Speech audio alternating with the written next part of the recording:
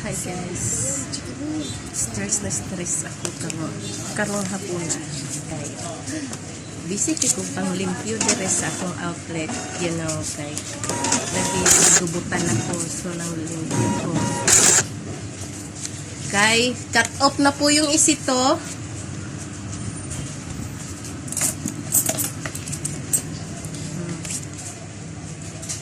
Para mamaya? Hindi pa pwede.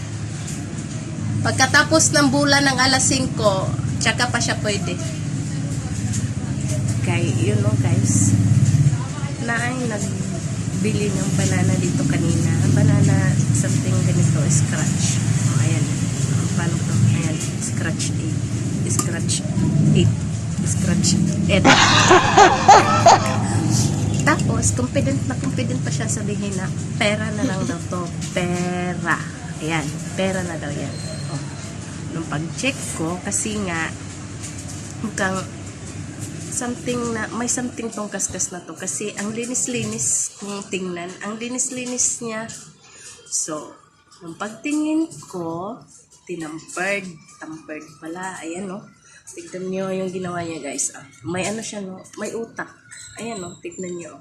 Memorize niya yung code ng 200. Ayan, no? Ayan, oh, ayan. Ayan. So, ito yung cutting nila. Kaya, ayan. Uy, ayaw Kaya, shout out dyan sa may mga lutuhan. Ingat-ingat po kayo sa kaskas niyo kasi nga, mga tailor, my God. Ayan, malaking bagay na yan sa atin, yung 200 na yan. Arawan na yan. O, ayan o. O, ang galing niya, di ba? Memorize niya yung code ng 200 at, ayan. Tinampered niya. Ayan o. Na-high blood ako bigla. Sabi ko, Kuya, sinong may gawa nito? At ipapakulong ko kayo. Pwede ko kayo ipakulong ngayon din. Nawala.